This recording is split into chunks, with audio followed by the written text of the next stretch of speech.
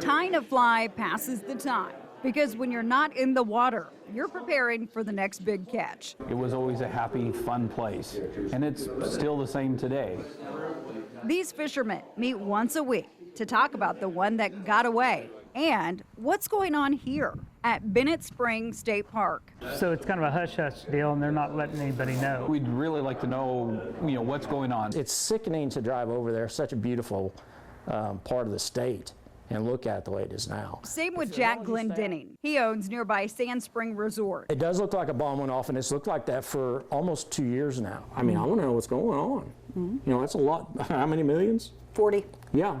Cahill's Construction won the bid in April 2023 for the $40 million hatchery renovation project. It includes a new intake structure, raceways, and water quality improvements. I was down one morning and there were 50, 60 employees and everything was being packed up. Crews left in September.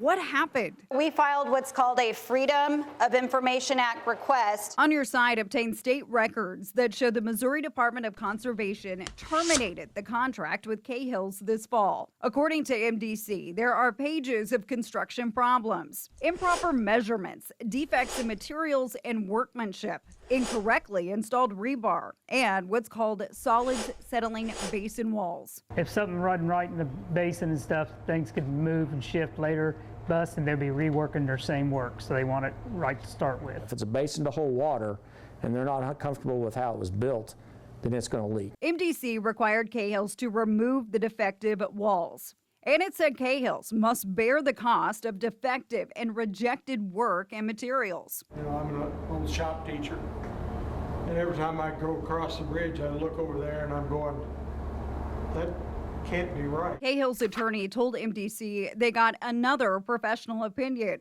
who offered plans for a reinforced knee wall to reestablish adequate cover to the basin wall reinforcement. The attorney wrote, "This is the work that you are demanding be completely removed for no good reason. Purely an example of economic waste under the circumstances." Under the circumstances. Oh, gee. Did you guys all hear that? The contractor wanted to basically put a Band-Aid over it. Yeah. And that was where the big problem was. And you can't do that at a hatchery because it'll cost taxpayers the time and time again. On August 18th, MDC told Cahill's it reviewed the new plan but rejected it. Again, Cahill's was told to remove the defective walls and reconstruct them. They had to submit a plan within a few days. According to the papers we received, Cahill's did not respond before the August deadline. On September 10th, MDC fired Cahill's for failing to faithfully perform the agreement, failing to bring itself into compliance and correct the violations. They weren't even doing what they were supposed to do. On Your Side sent several emails to Cahill's Construction and its attorneys. I also called. I never got a response. So we went to the Rolla office. Is Tony in? I was told the president, Tony Cahill, was unavailable. We added up the invoices. Records show MDC paid Cahill's nearly $25 million. I asked MDC's deputy director about that cost. Did taxpayers lose $25 million to this? No, taxpayers did not lose anything. Us requiring the bonding helps protect taxpayers. MDC required Cahill's to have a surety bond. That September termination letter says MDC reserves all rights to assess and recover liquidated damages from Cahill's and the surety, and to proceed with taking over and prosecuting the work, all at the surety's and Cahill's cost and expense. We will not be paying more for this despite a terminated contract.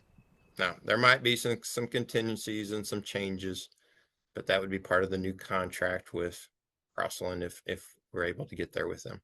A new company, Crossland Construction Company, is in the early stages of taking over the hatchery renovation project. Can you tell me about the basin problem?